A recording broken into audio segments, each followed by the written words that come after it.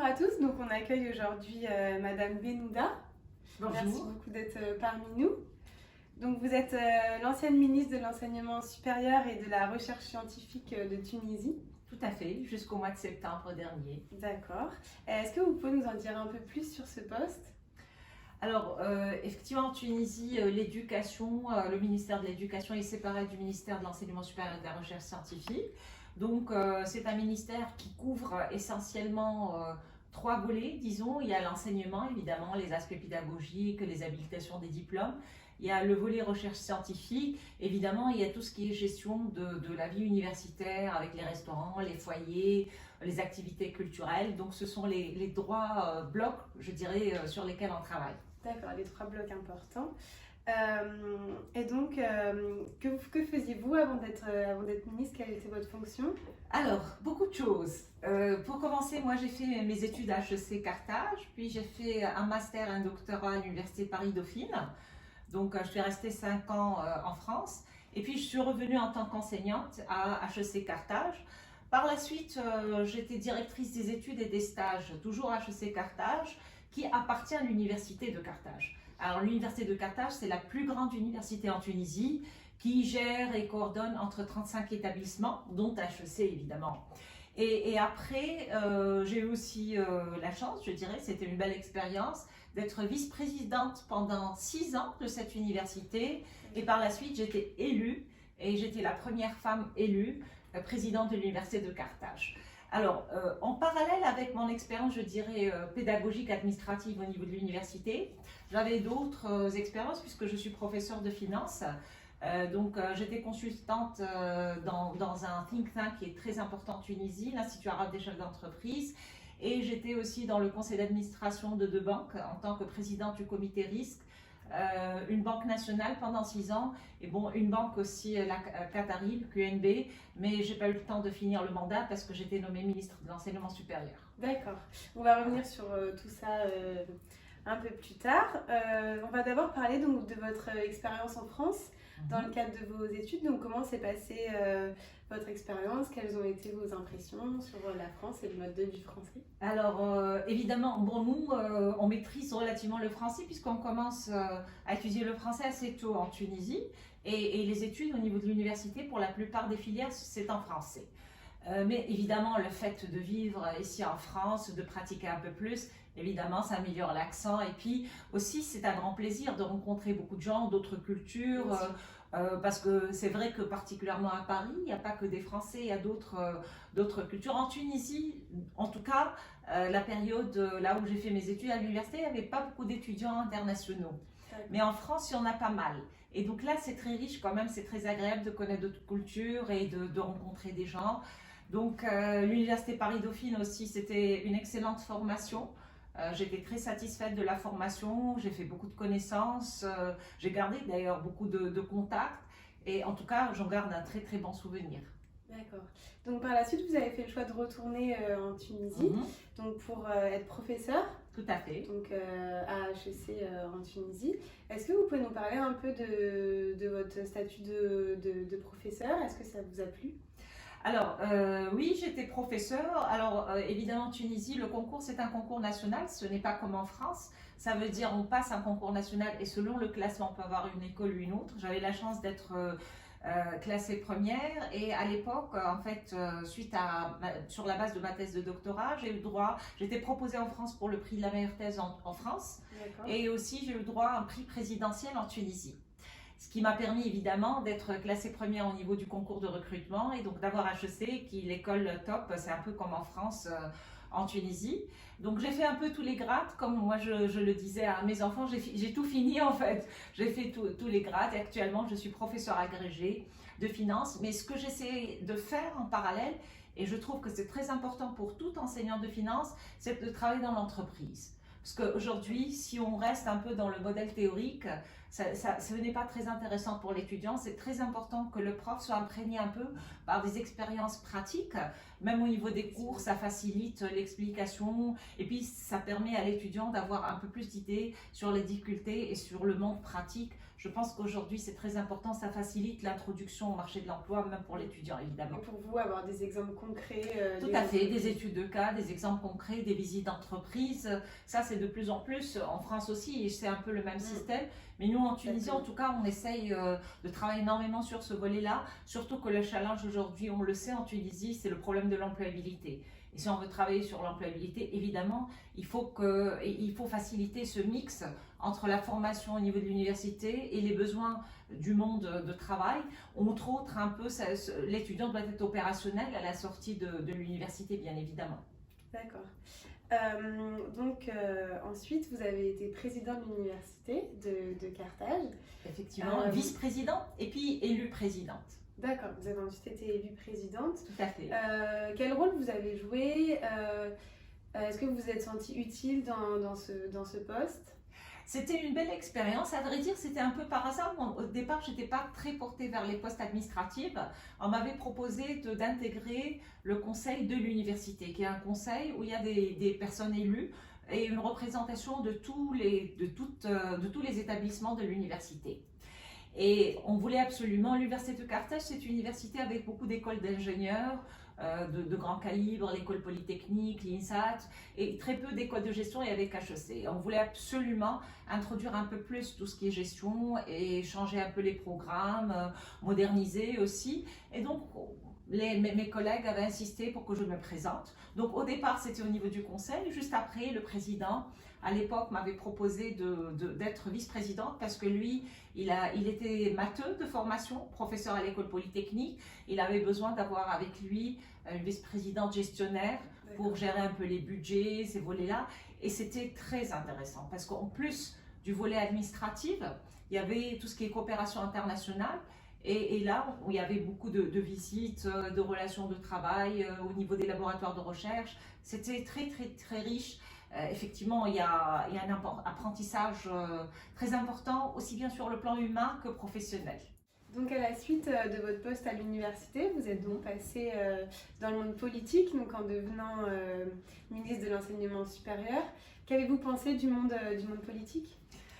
Alors, être ministre, c'est terrible, je peux vous dire, c'est très dur, surtout que c'était une année très difficile, une année avec plusieurs crises. Il y avait la crise sanitaire qui était une crise mondiale, mais la Tunisie déjà était relativement fragile parce qu'on avait une crise politique après la révolution de 2011. Évidemment, pour tous les pays où il y a eu une révolution, il y a un apprentissage, il y a un coût et puis c'est un peu retrouver un tout petit peu une organisation de sa démocratie. C'était pas facile.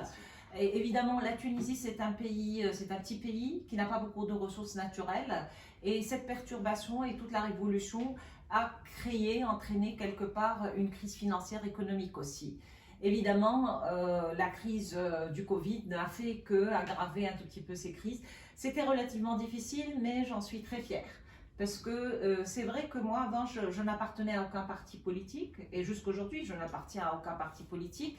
Mais faire de la politique n'est pas nécessairement appartenir à un parti politique. En tout cas, c'est ma vision. Pour moi, faire de la politique, c'est avoir une vision. Et qu'est-ce qu'on veut faire? Et qu'est-ce qu'il faut faire?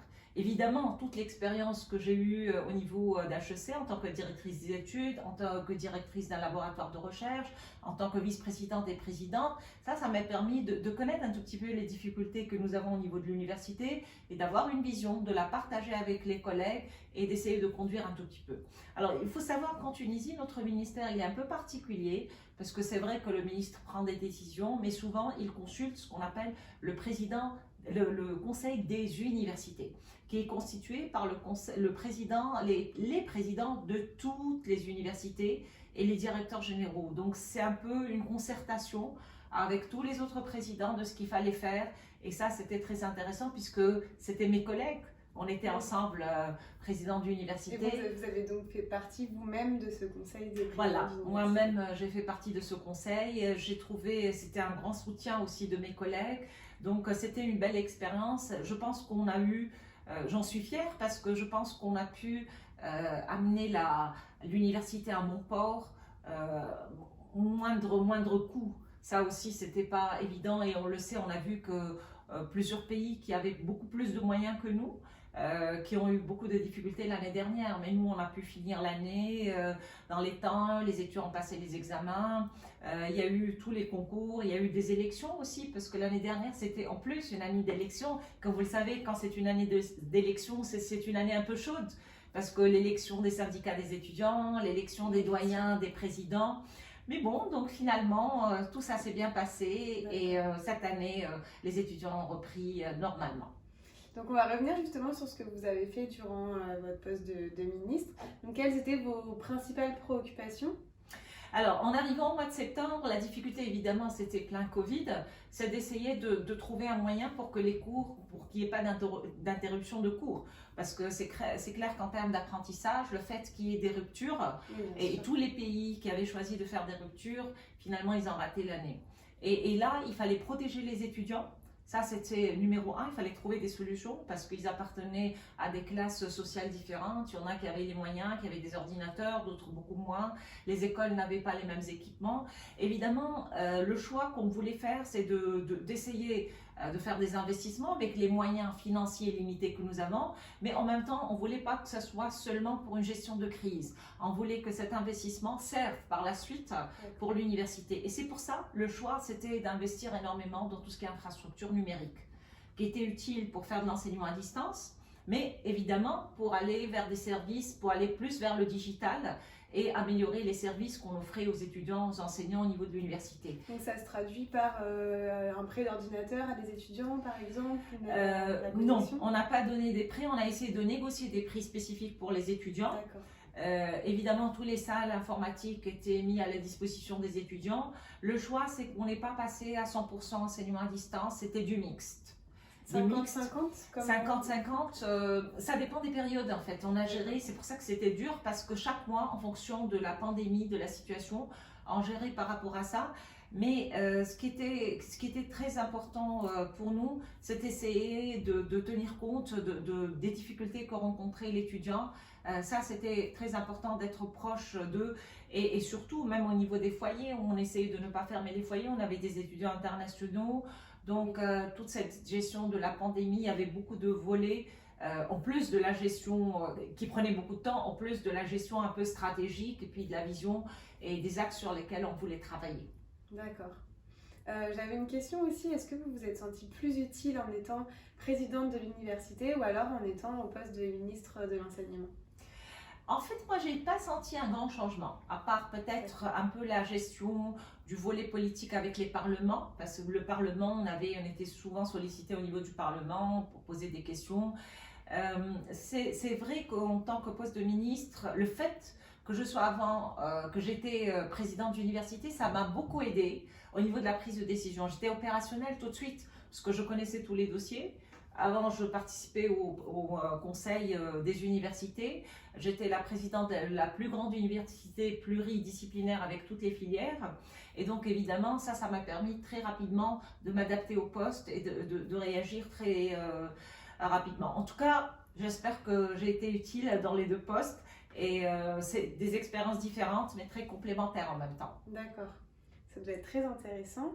On va revenir aussi sur le fait que vous soyez la première femme à être ministre de l'enseignement supérieur. Est-ce que vous pouvez un peu nous parler de la place des femmes dans un gouvernement qui est essentiellement masculin? Alors, on le sait, la Tunisie, c'est un pays un peu spécial. Pour vous donner des chiffres, ça va vous donner une idée de la place de la femme en Tunisie. À l'université, c'est un peu la pyramide. Ça veut dire que plus on monte au niveau de la pyramide pour les hommes, plus on monte au niveau des diplômes, plus il y a des femmes. Ah, il y a des femmes. Oui, c'est pour ça que j'ai dit une pyramide pour les hommes. Et pour vous donner une idée, généralement les grandes écoles, les filières qui sont assez difficiles, généralement on est à 70% de filles. D'accord. Ah, et ça c'est un peu particulier par rapport un peu à d'autres pays arabes. On est, je dirais, les seuls à avoir un pourcentage aussi important. Dans certains domaines comme la médecine, au point que moi des fois ça me fait un peu peur parce que je me dis un déséquilibre dans un sens ou l'autre, ça fait un peu peur sur le plan social, mais je peux vous dire que les filles réussissent très très très bien en Tunisie. C'est peut-être un peu une culture, hein, mais c'est peut-être parce que Habib Bourguiba, le premier président de la Tunisie, c'était son choix aussi de soutenir la femme, de libérer la femme, de la protéger aussi via la réglementation. Ben, tout ça fait qu'aujourd'hui la femme est très présente dans le monde politique, dans le monde décisionnel, au niveau de tous les postes importants. D'accord. Donc, qu'est-ce que vous conseillerez, par exemple, à une jeune étudiante, une femme qui souhaiterait se lancer dans une carrière politique? Alors, moi, ce que je conseillerais aux jeunes, c'est de faire des choses qu'ils aiment bien faire. Moi, enfin, par expérience, on ne peut pas réussir quelque chose qu'on n'a pas envie de faire. Bon, c'est vrai qu'il y a un peu le profil de la personne, son tempérament, elle a envie de faire ou pas, elle est faite pour ça ou pas. Ça, c'est très important parce que faire de la politique, il faut communiquer, il faut être ouvert, il faut accepter la différence, il faut être calme. Donc, il y a quand même beaucoup de caractères qui font qu'on peut réussir, mais en même temps, il faut avoir le courage de le faire. Pourquoi je dis avoir le courage? Parce que c'est dur de faire de la politique. Aujourd'hui, que ce soit en Tunisie, que ce soit en France, moi-même je suis pas mal les émissions télévisées en France, il y a quand même c'est un monde qui est assez agressif, la politique, et donc il faut être capable de tenir et de tenir bon et de dire voilà, je suis convaincue de ce que je fais, je vais aller jusqu'au bout. Donc, on a parlé de l'enseignement, du mode d'enseignement en Tunisie. Est-ce que vous pouvez maintenant nous parler de la recherche et des coopérations internationales de Tunisie? Alors, la recherche, pour commencer, effectivement, la Tunisie a beaucoup investi au niveau de la recherche. Comme je l'ai dit tout à l'heure, la Tunisie est un pays qui n'a pas beaucoup de ressources naturelles et donc le choix, c'était d'investir dans l'humain. Donc, aussi bien au niveau de l'enseignement qu'au niveau de la recherche. Et là, on a quand même pas mal de structures et de laboratoires de recherche très actifs. Là aussi, pour vous donner une idée de l'importance de la recherche en Tunisie et de l'importance des résultats des chercheurs, la Tunisie est le seul pays arabe méditerranéen, africain plutôt, arabe et africain, qui a eu la possibilité d'être classé un pays associé au grand programme Horizon 2020. Et aujourd'hui, nous sommes en train de travailler justement pour garder ce même titre, le titre de pays associé dans le nouveau programme qui vient de démarrer, Horizon Europe. C'est un grand programme avec un financement très important qu'on l'a eu parce que justement nos chercheurs ont montré qu'ils étaient capables de produire au niveau de la recherche des articles de très grande qualité. Alors peut-être la petite difficulté que nous avons aujourd'hui, c'est de créer plus de liens entre la recherche scientifique et la recherche industrielle. Donc ce qui nous intéresse, c'est que cette recherche scientifique ait un impact sur l'économie. Et c'est ça le challenge justement pour l'université tunisienne, de jouer un peu le rôle de locomotive pour l'économie tunisienne. On essaie de travailler énormément sur le lancement des technopoles, sur pas mal d'autres structures et dispositifs qui facilitent justement le passage de cette recherche qui reste un peu scientifique, primaire au niveau des laboratoires, vers la mise en place de prototypes et puis un peu l'industrialisation de ce qui est fait.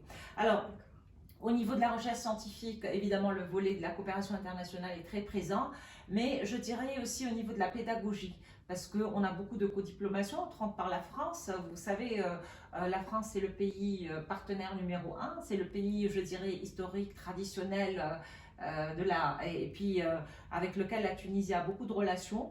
C'est la première destination des étudiants tunisiens aussi. D'ailleurs, c'est pour ça que l'année dernière, on avait décidé au niveau de la cité universitaire de lancer une nouvelle maison de la Tunisie, la maison à Paris, pour doubler un peu la capacité. Vous avez donc inauguré l'année dernière. Justement, l'inauguration a eu lieu au mois de décembre et ça permet d'accueillir un peu plus d'étudiants et de chercheurs tunisiens pour faciliter la mobilité. Et là aussi, au niveau des projets Erasmus de mobilité qu'on avait, on était très présent au niveau de ces projets-là et souvent la France était avec nous justement dans ces programmes-là. D'accord. Donc on va revenir un petit peu sur l'enseignement tunisien.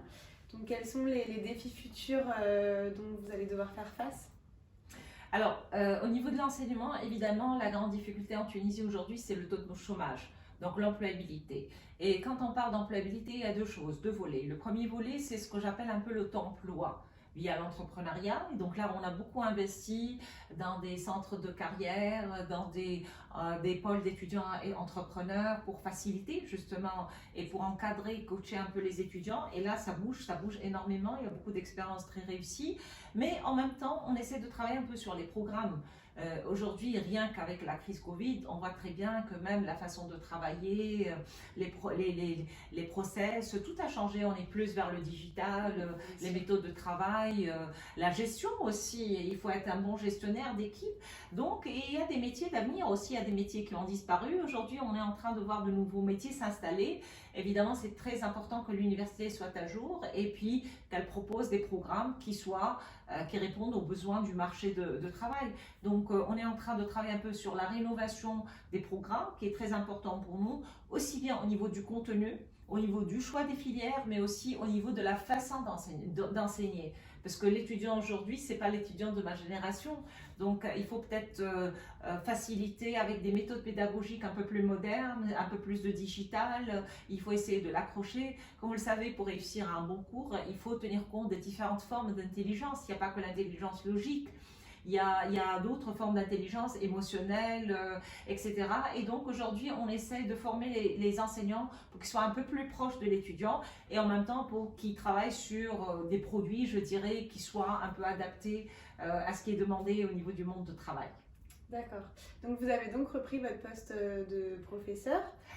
Pas pour le moment. En fait, comme c'est au mois d'octobre, il y a eu un nouveau gouvernement, on a la possibilité d'avoir un congé de 3 mois.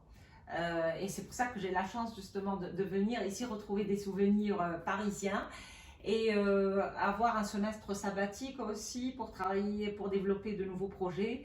Donc ça va être un peu une année de repos entre guillemets, hein, mais bon, moi je me repose jamais, j'ai toujours envie de faire autre chose, mais de penser à autre chose et de faire autre chose en prenant suffisamment de recul pour dire finalement comment exploiter toute cette expérience que j'ai eue via les différents projets pour toujours proposer quelque chose qui soit utile à mon pays.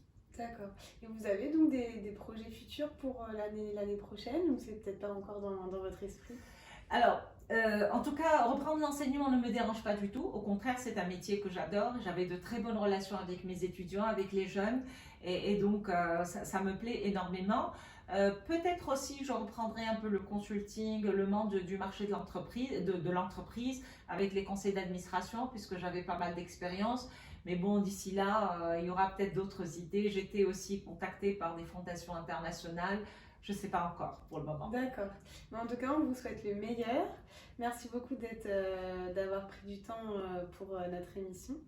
Le plaisir était partagé. J'espère qu'on a donné des informations intéressantes à tous nos auditeurs. Et voilà, on est à votre disposition pour vous donner toutes les informations sur ce beau pays qu'est la Tunisie. Merci beaucoup. À bientôt. Merci. Au revoir.